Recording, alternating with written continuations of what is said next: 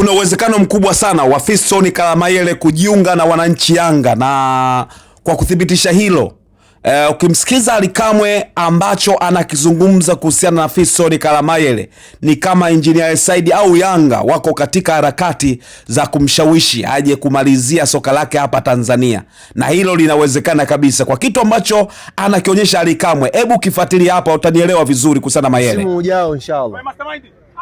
Msimu huu tunamaliza, na tunachukua mataji yetu. Msimu ujao ila Mayele aende Saudi Arabia. Mayele kuna sehemu anakwenda. Mayele kuna sehemu anaenda. Wapi? Kwa uchache tu tusaidie hata nchi tu. Semaje? Mimi niwaambie tu wana Yanga. Msimu ujao inshallah. Msimu huu tunamaliza, na tunachukua mataji yetu. Msimu ujao huu Dodoma Jiji sijui bodi ya ligi tugene mechi ya kwanza tufungue naye kule Singida yule. Swali lako lilikuwa nini uliuliza? Fiston Kalamayele anasema aendi Saudi Arabia. Anaenda, ana kituo chake. Fiston Kalamayele. Sasa na huyo pia akitoka World Cup kimzungumza hapa sema Predator. Predator. Fiston Kalamayele.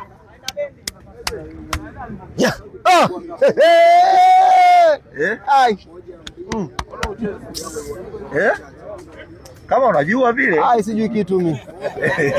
Sasa kama mwananchi umemsikiliza Ally Kamwe vizuri, bila shaka utaanza kuelewa kwamba kuna jambo ambalo linaweza kutokea wakati wote kuhusiana na Fiston Kalamayele. Ukiangalia mkataba pale Pyramids umemalizika. Anaelekea wapi Fiston Kalamayele? Yanga wanaonekana wana hamu sana ya kumuona mchezaji huyo hasa kwenye mashindano ya kimataifa, aende akawasaidie kama ambavyo aliwasaidia Pyramids kubeba ubingwa, lakini yeye mwenyewe akionyesha uwezo mkubwa na kuwa top scorer wa CAF Champions League. Lakini maswali magumu ni haya ambayo unaweza ukajiuliza. Kwa nini Ally Kamwe amesema kwamba kuna sehemu anaenda? Tetesi sikika kwamba anaenda Saudi Arabia, sio anaenda Qatar, sio nchi gani, sio wapi na wapi, lakini anasema Mayele aendi kokote. Kuna sehemu anaenda. Yaani huko unakofikiri anaenda Fiston Kalamayele, huko aendi.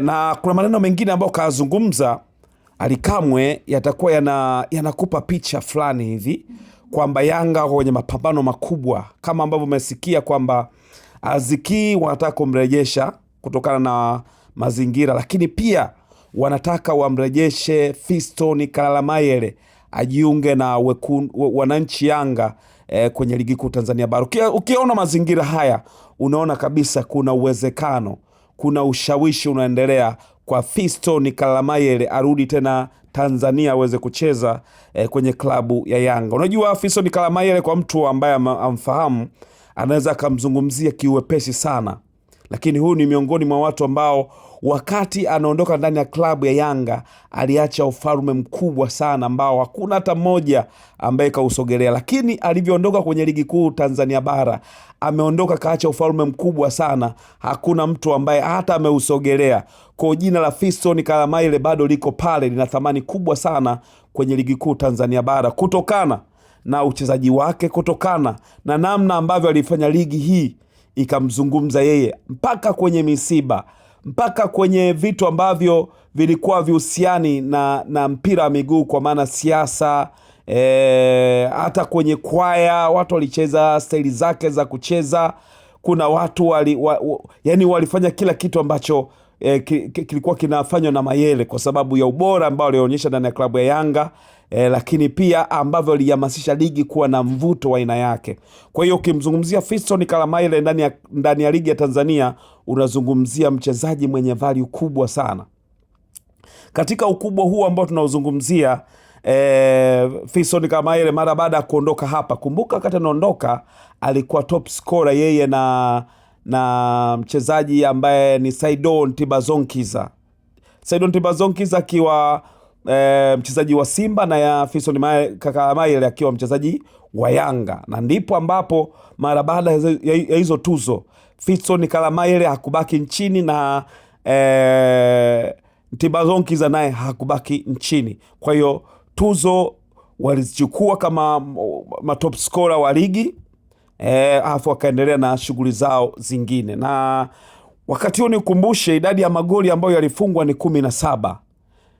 Fiston Kalala Mayele 17 na Saidon Ntibazonkiza 17. Akaondoka zake akaenda Pyramids ambako alienda kujiunga, kama utakuwa nakumbuka, ni msimu wa 2023-24 kajiunga na msimu huo, ambapo mara baada ya kufika tu, mara baada ya muda mrefu sana, kombe la kwanza ambalo walilipata